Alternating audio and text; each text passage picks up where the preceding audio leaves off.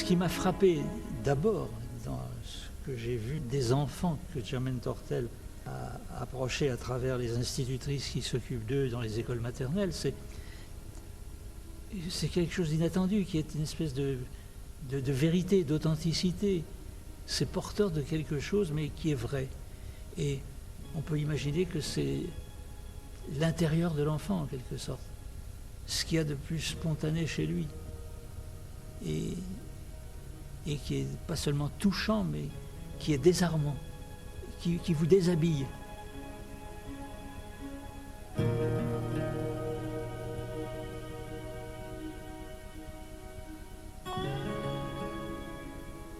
En 1975, dans un ouvrage qui fera grand bruit à l'époque, Surveiller et punir, Michel Foucault évoque l'histoire de l'école. Et étrangement, il compare l'école à l'hôpital, à la prison et même à la ménagerie. Et toutes ces institutions auraient en commun pour lui de chercher à contrôler les individus. On découpe le temps, on sait ce que chacun fait à chaque instant, on lui impose une activité précise que l'on surveille et on le punit si effectivement il ne fait pas cette activité-là. Cette segmentation, cette manière d'imposer ce que Michel Foucault appelle le temps disciplinaire, casse avec la tradition de l'éducation par initiation, de l'éducation où c'est toute la personne qui s'implique dans un projet, dans un processus, exprime une intention.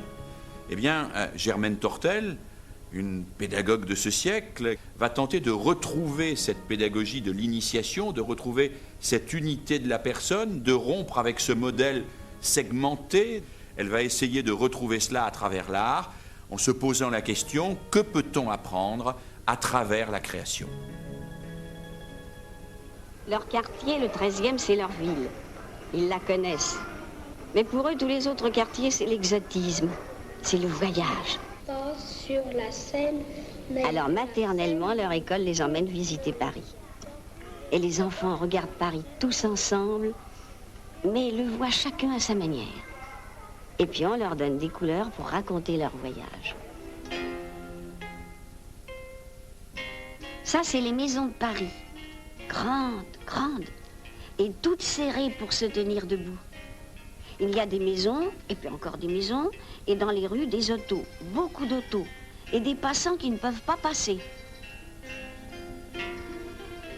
Germaine Tortel naît à Lyon en 1896. Elle est élève de l'école normale d'institutrice et à sa sortie est nommée dans les classes uniques du département du Rhône. Là, elle découvre tout de suite la richesse de l'expression des élèves, de ces élèves qui dans ces classes allaient de 3 à 4 ans jusqu'à 15 ou 16 ans. Elle est passionnée par son travail, reprend des études en philosophie, en lettres, en psychologie. Elle est tout de suite remarquée par ses collaborateurs, ses collaboratrices et passe un concours qui, en 1930, lui permet de devenir inspectrice des écoles maternelles. Elle crée un centre de documentation pédagogique. Là, à côté des ouvrages traditionnels de pédagogie, elle recueille, et c'est important, c'est la première fois, des productions d'élèves, des dessins, des cahiers, toutes choses qui la fascinent et qui lui paraissent témoigner d'une intelligence et d'une créativité extraordinaire. Pendant la guerre, elle entre dans la Résistance et en 1946, elle est nommée à Paris où elle restera inspectrice des écoles maternelles jusqu'en 1962. Elle y est très active, elle organise des conférences, des expositions et tout un mouvement se construit autour d'elle pour valoriser la création dans les classes.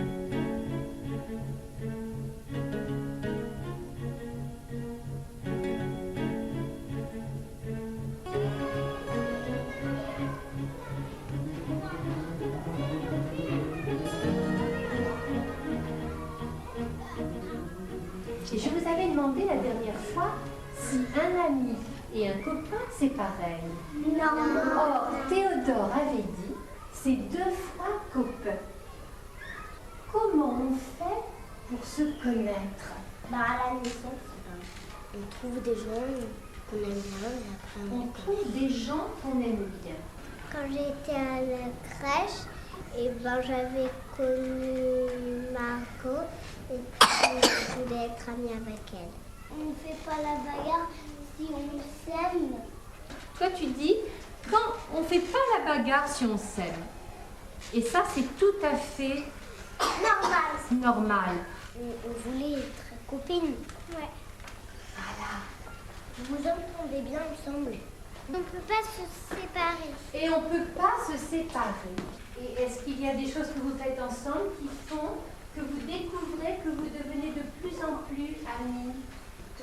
Quoi, par exemple? On joue à la sirène, à la princesse. Après tout ce que l'on vient de dire, qu'est-ce que vous aimeriez aller dessiner? Notre amie. Adèle dans mon jardin. Adèle dans mon jardin. Et toi, Clara? Moi, je vais avec Constance et Julien à la mer. Antoine. Moi, je vais amener Aurélien dans un bateau à voile. Et toi, Margot? Je vais amener Pauline en dessous d'un sol pleureur. Pauline en dessous d'un sol pleureur. Et moi, je vais emmener un bateau Antoine, moi, Aurélien et Dylan. Et Dylan et Aurélien. Vous avez de l'eau tout en bateau? Ce qui est en jeu dans cette démarche, c'est que l'enfant puisse manifester sa personnalité profonde. Mais il ne le fait pas volontairement. C'est d'ailleurs pourquoi le plus gros travail de l'institutrice d'école maternelle, avant de se mettre à peindre avec l'enfant, c'est qu'on échange. Comment on voit que tu es amie avec Alban? Parce qu'en plus, Comment? parce qu'on est tous les deux dans l'eau. On est tous les deux dans l'eau.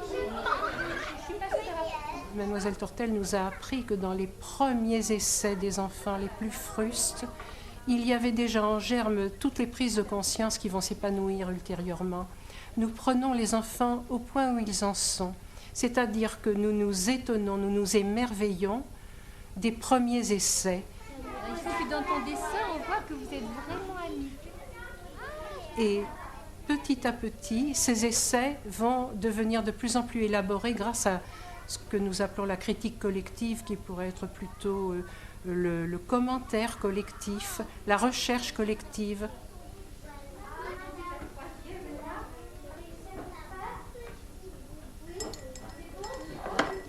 Quelle était ton idée du départ? On était dans l'eau. Voilà. On était à sous-marin. Vous avez vu comment il a choisi la couleur de la mer? Et du ciel. Du ciel, en fait, le ciel c'est tout bleu, c'est pas qu'en haut, hein, c'est tout bleu. Est-ce que quand tu es à la mer, la couleur du ciel est la même que la couleur de la mer? Voilà, elle est plus claire. Alors, là on peut imaginer qu'on ne voit que la mer et que le ciel il est plus haut que ton dessin.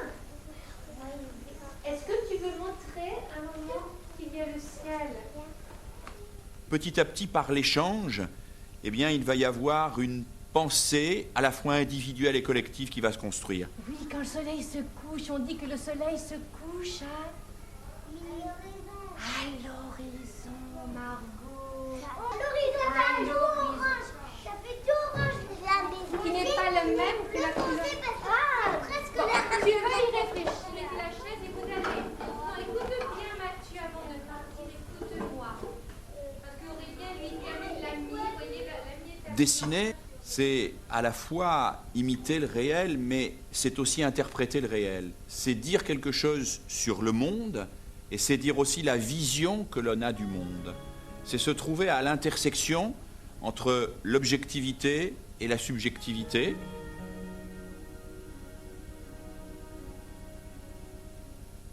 Les enfants font des prises de conscience, c'est-à-dire qu'ils essayent de répondre aux questions qu'eux-mêmes se posent.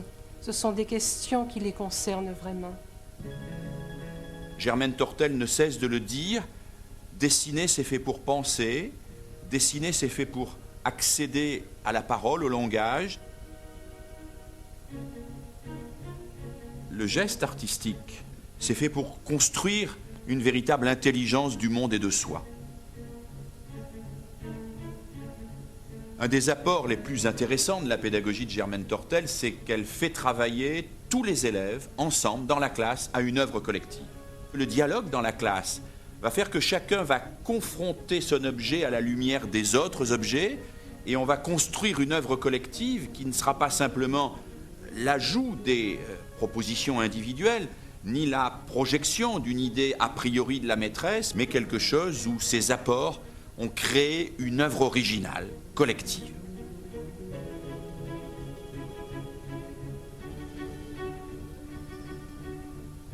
Si la création est si importante pour Germaine Tortel, c'est parce qu'on y apprend quelque chose de tout à fait essentiel. On y apprend à s'impliquer. À s'impliquer, c'est-à-dire à se projeter complètement dans ce qu'on fait.